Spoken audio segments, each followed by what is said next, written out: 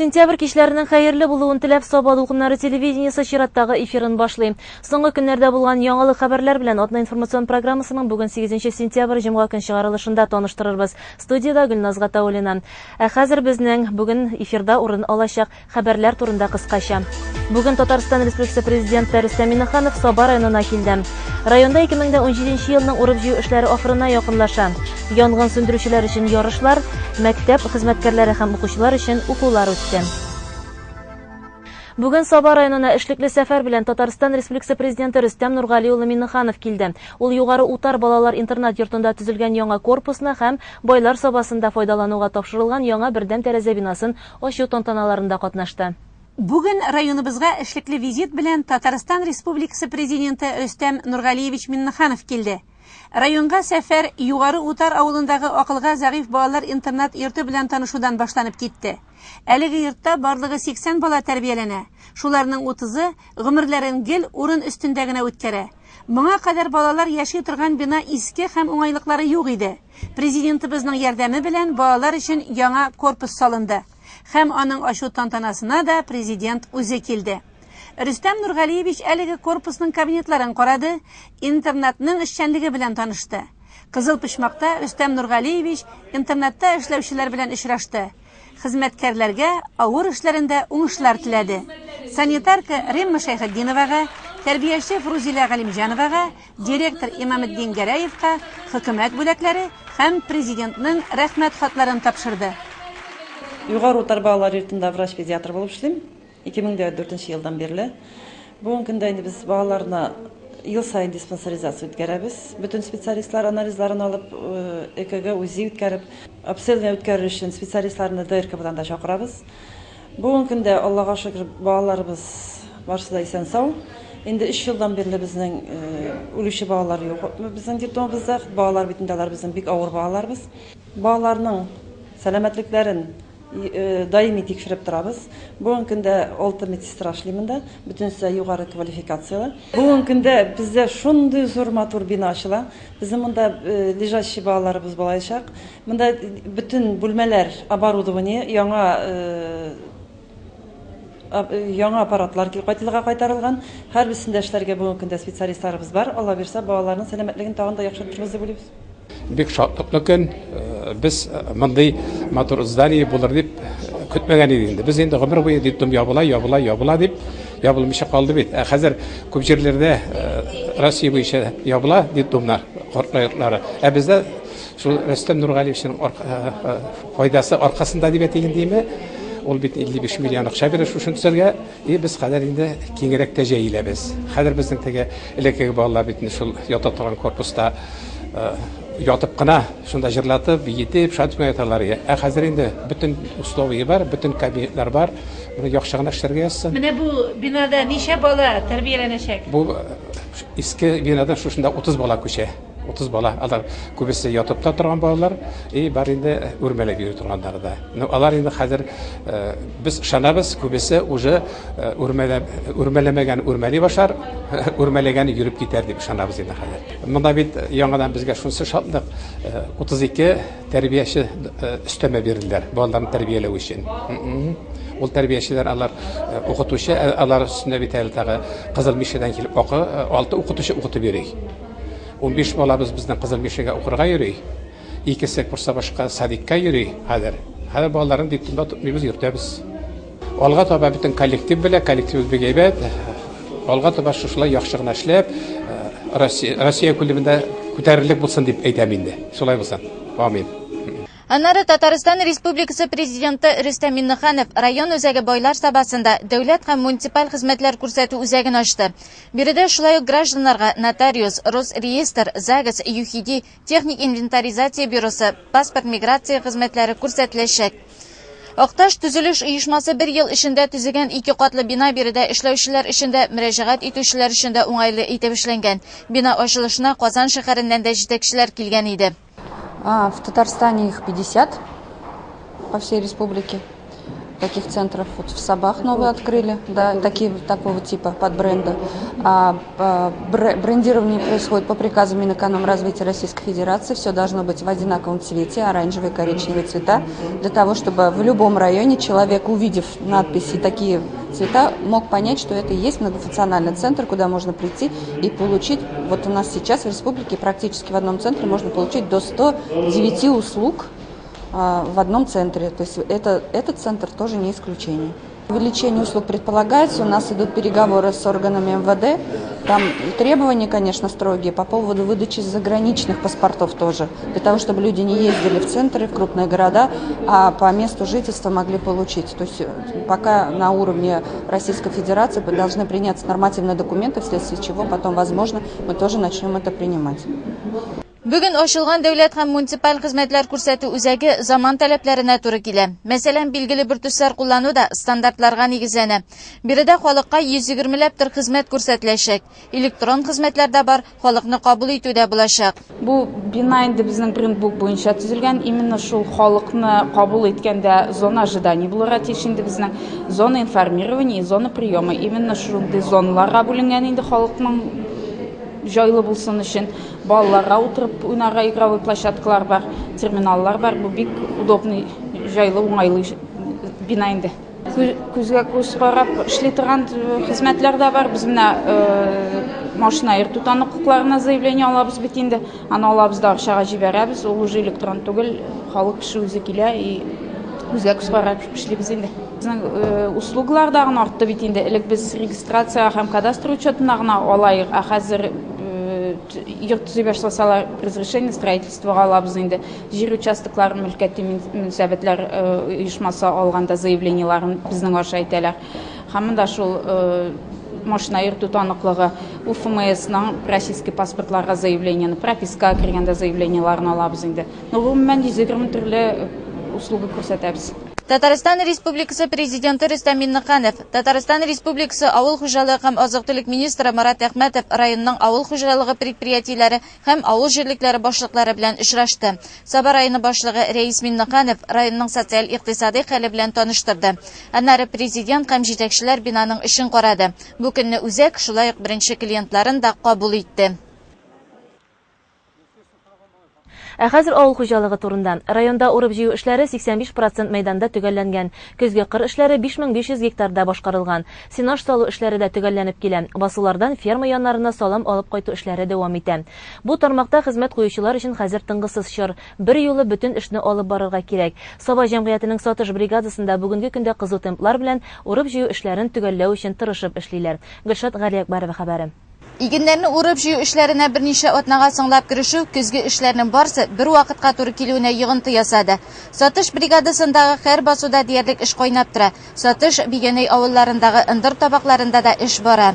Җаваплыгы шикләнгән Саба җәмгыятенең Тукано комбайннары язгы бодайны суктыралар. Бункерларда тиз тула. Иң мөһиме уңыш яхшы. Хуҗалыкта уртача уңыш 38 центнерны тәшкил итә. Бу безнең 80 гектарлы басу.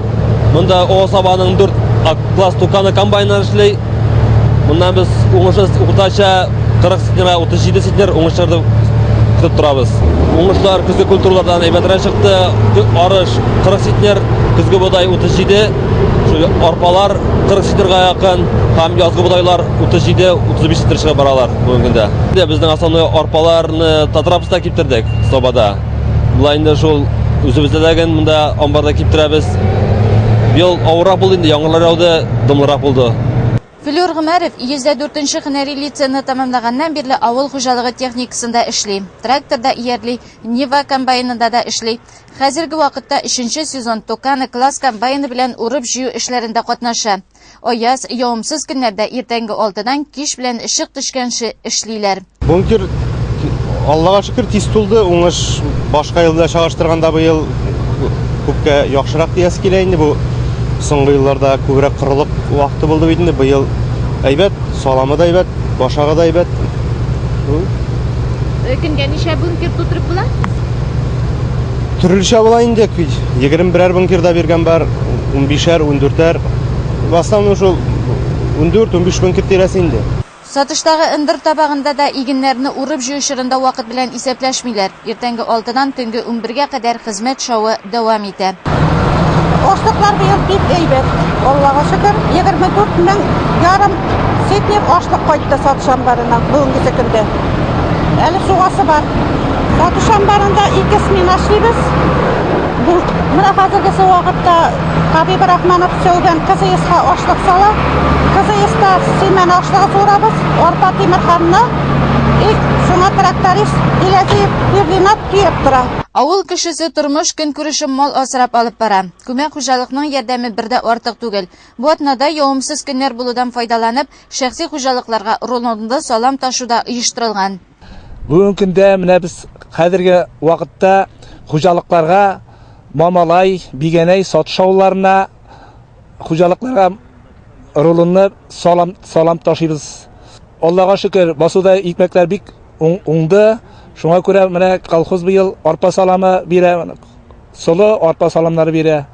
Бик әйбәт рулоннар бик матур уралган. Менә без кирәк вакытта төяп тә җибәрәбез. Үзем мин погрузчик эшлим инде күндист белән. Монда басуда 7 техника ташый, менә 2 погрузчик тиебез. Авылда малны күп асрыйлар. Салам яхшы булгач кеше пайга да ала саламны. Булай хезмәт хакына да алалар. Сатыш бүлекчәсендә эшне яхшы оештырганнар һәр нәрсәнең төгәл исәп-хисабы да алып барыла. Хисапчы Васил Шакиров үз эшен басуда ук алып бара. Һава торышы никадәр генә катлаулы килсә дә, барлык технология таләпләрен үтәп, игеннәрне тиешенчә ашлаганда, яхшы сортларны вакытында шешә алганда, көзге культураларның уңышы яхшы була. Сатыш бригадасында 450 гектарда арыш шешелгән, көзге бодайны исә 140 гектарда шешергә планлаштыралар. Җаваплылыгы шикләнгән Саба җәмгыятенең тракторчысы Зәкәрия Хужин тәҗрибәле механизаторларның берсе. Эшне җиренә җиткереп башкара. Көзге бодай шәшү өчен җир әзерләүдә катнаша. Ул үзенең хезмәттәше белән эшне туктамыйча 2 сменада алып бара. Көзге шәшүгә җир әзерләү кармасписларны борчакларына алгач башланып киткән иде. Безнең 143 гектарлы басу, моның 100 гектарында кармасписия һәм 50 гектары калдырганы чисти парга. Моның 50 гектарында җебуе тирис түгелде, эшкәртелде. Хәзер моны без көзге бодайга әзерлибез. Менә шу иртәгәләргә көзге бодайны шешербез дип планлаштырып торабыз инде. 450 гектарда шештек арыш һәм менә шу 140 гектарда шешеләчәк көзге бодай. Сатыш бүлекчәсенең 145 гектарлы арпа басуында 4 New Holland комбайн эшли. Әлеге басу да мул уңыш белән сөендерә. Без бу басудан 41 сетнерлап уңыш чыгыр дип фараз торабыз. Алла бирсә, буның басуның арпасы юшрәк инде. Бу сабага татарапса апнерлеп, киптерилеп, үзебезнең ындыр табакларына салып куйган фуражга дип. Табигатьтә сентябрь хуҗа. Быелгы һава торышы игенчеләрне үзенең тотрыксызлыгы, кисезлеге белән бик нык сынады.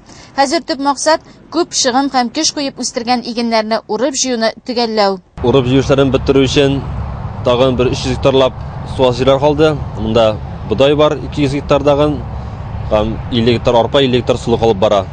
Бу инде соңгы елларда уңыш алган юк ия. Бу бәк яхшы күрсәткеч дип әйтәм инде. Тан шулай ук 120 гектар кукуруз бар на зерно суктырасы. 400 гектар на силос бар кукуруз. 50 гектар бәрәңге бар аласы. Һәм икенче укос синер саласы бар әзрәк. Сатыш бүлекчәсендә быел 50 гектарда бәрәңге дә үстерелгән. Ул да чыгышы белән сынатмаска тиеш диләр.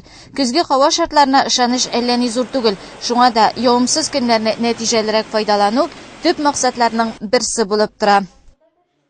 Янгын сөндерүдә белем дә, осталык та, җитезлек тә кирәк. Республикада янгын сөндерүчеләр арасында конкурслар үткәрү гадәткә керде.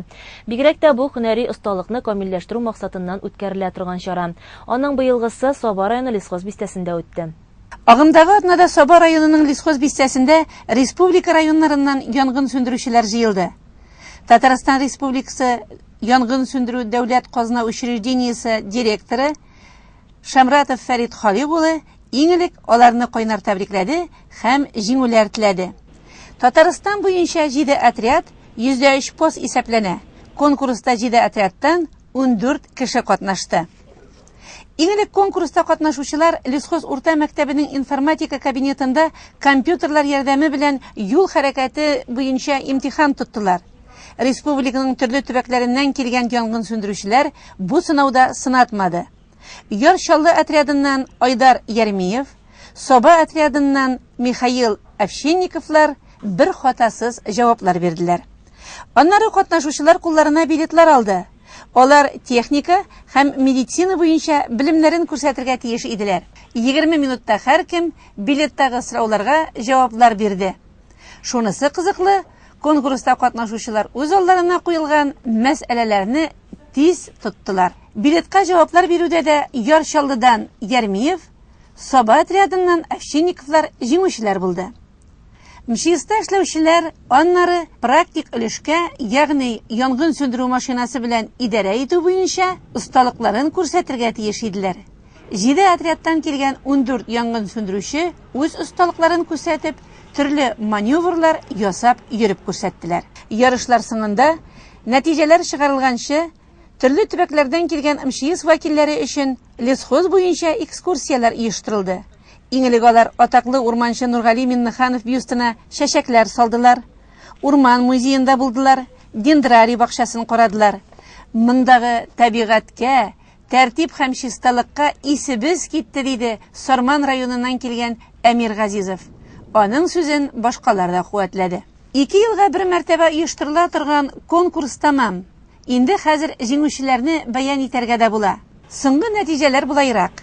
Беренче урында Соба отрядының лесхоз постыннан Игорь Анисимов, икенче урында Түбән Кама отрядыннан Юрий Анеткин, өченче урында Казан отрядыннан Азат Гаязов. Я хотел бы от всей души поблагодарить главу администрации Сабинского муниципального района Республики Татарстан Минниханова Раиса Нургалевича, исполнительный комитет Сабинского муниципального района, главу сельского поселения за оказанную нам помощь в проведении данного конкурса именно на Сабинском районе, на территории населенного пункта Лесхоз. В настоящее время противопожарная служба Республики Татарстан представляет собой 103 пожарные части с численностью 1187 человек. Только в текущем году нашими подразделениями было осуществлено свыше 1300 выездов. Из них около 400 на ликвидацию пожаров, 356 ликвидировано загораний. Оказана помощь в ликвидации дорожно-транспортных происшествий 177 раз. Нашими подразделениями в этом году на 1 сентября, точнее за 8 месяцев, спасено 120 человеческих жизней.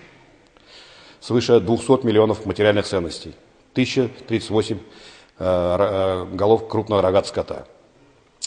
Учитывая, что в подразделениях работает свыше 500 водителей, мы решили, ежегодно проводим конкурс «Лучший водитель противопожарной службы Республики Татарстан». Сегодня здесь на втором уже этапе собрались лучшие из лучших водителей, которые будут участвовать в данном конкурсе. Проведение данного конкурса состоит из двух составляющих. Это теоретическая часть, то есть знание правил дорожного движения, познание оказание первой медицинской помощи, познание устройства пожарной техники. Вторая часть состоит из фигурного вождения, представляющего собой 4 или 5 этапов, которые будут сегодня осуществлены на картодроме населенного пункта Лесхоз. Данный конкурс проводится с 2013 года, хотел бы отметить. Этапы проводятся в различных городах и районах Республики Татарстан. Последний конкурс проводился в городе Чистополь. В данном конкурсе участвуют сейчас уже 14 лучших водителей из подразделений противопожарной службы Татарстан, то есть на втором этапе. Победители, безусловно, будут обозначены 3 призовыми местами, 1, 2 и 3. Лучшие победители в соответствии с положением, утвержденным приказом по нашему учреждению, будут награждены дипломами и соответствующими премиями. Инде кичә Собадагы сәләтле балалар мәктәбендә һәм Соба гимназиясендә дә янгын куркынычсызлыгы таләпләрен үтәү максатыннан укулар уздырылды. Мәктәпләрдә билгеле булмаган целлофан пакет табыла һәм әлеге шикле әйберне ачыклау өчен учреждение хезмәткәрләре районның куркынычсызлык хезмәтләренә хәбәр итә. Шул ук вакытта укучыларны һәм мәктәпнең башка хезмәткәрләрен эвакуацияләү эше дә башлана.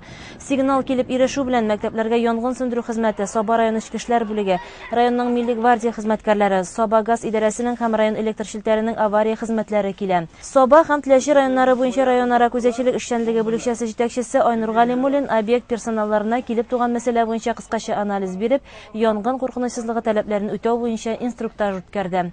Мондай өйрәнүләр инде безнең даими рәвештә ел саен үткәрелә торган мероприятиелар дип санала. Без менә һәр мәктәпләрдә яңа уку елы башланыр алдыннан шушындай өйрәнүләр үткәреп алабыз. Бу инде чөнки балаларның кабат каникуллардан соң кабат исләренә төшерү максатыннан инде янгын чиракларында шундый сигналлар, чрезвычайный ситуациялар булганда нинди хәрәкәтләр эшләргә өйрәтүе буенча бара инде бу өйрәнүләр. Менә бүген бит инде Сабаның 2 мәктәбендә үткәрелде һәм шулай ук безнең график нигезендә инде бөтен Саба районы буенча шушындай өйрәнүләр үткәреләчәк һәм үткәрелеп бара да инде ул. Кызганычка каршы, күпме тырышсак та, саклансак та, янгын чираклары булгалап тора. Менә бу соңгы икесе, берсе икшермәдә булды инде, берсе югары Шытсуда саламга яшен сукканы, ә менә икшермә күп фатирлы йокырында чыккан янгынның сәбәбе ачыклана пока.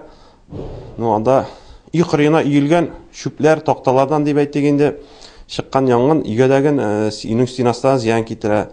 Шуннан әйтеп китәсем килә инде минем бөтен халыкка дагы менә бу өйтирәләрендә һәм бүтән корылмалар тирәсендә дип әйтик инде чисталыкны тоту, һәм кирәкмәс нәрсәләрне бигрәк тә яна торган материалларны читтәрәк саклауларын һәм шу өйтирәләрне чиста тотуга игътибар бирсеннәр инде.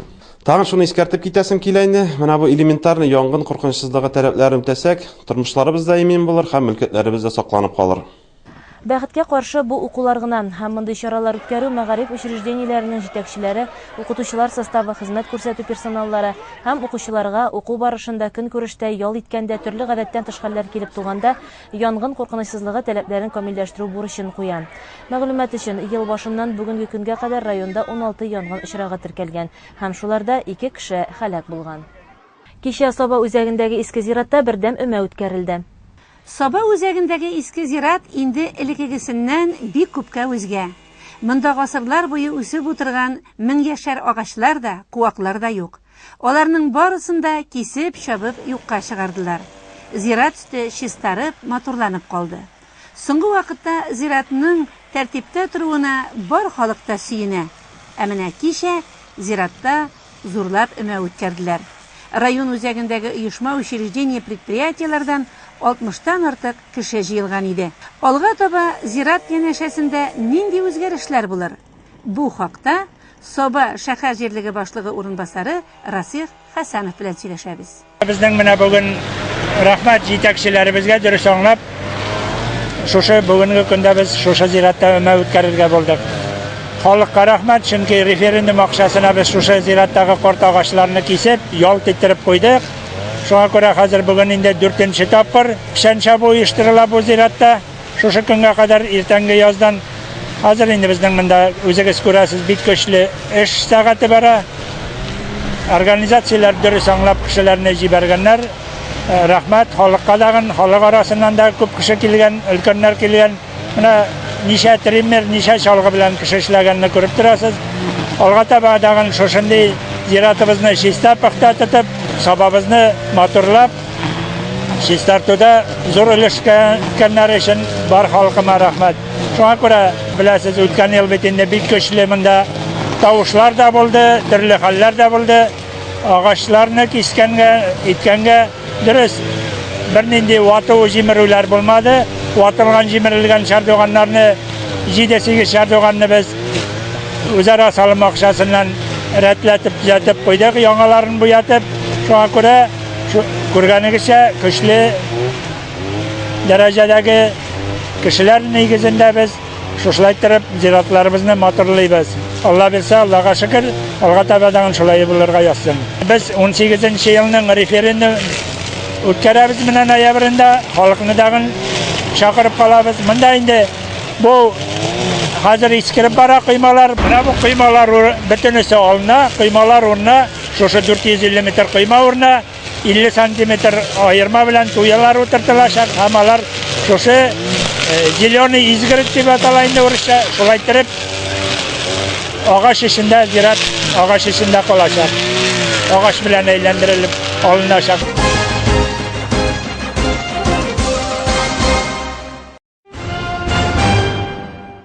Нодулярный дерматит крупного рогатого скота – инфекционная болезнь животных, сопровождающаяся лихорадкой, отеком подкожной соединительной ткани и органов, образованием кожных узлов, поражением глаз, слизистой оболочки дыхательного и пищеварительного трактов. В естественных условиях к заболеванию наиболее восприимчив крупный рогатый скот, особенно культурных пород. При этом летальность не превышает 10%. В то же время экономический ущерб значительный, ввиду того, что снижается молочная и мясная продуктивность качественно кожевенного сырья, нарушается половая цикличность у коров, а у быков развивается временная половая стерильность. Нодулярный дерматит крупного рогатого скота имеет свойство быстро распространяться. Поэтому при обнаружении заболевших животных следует полностью исключить контакт с ними других коров и быков, а также обслуживающего персонала. Помимо этого, нужно применять меры по недопущению ввоза частичек зараженной ткани на территорию хозяйства транспортом.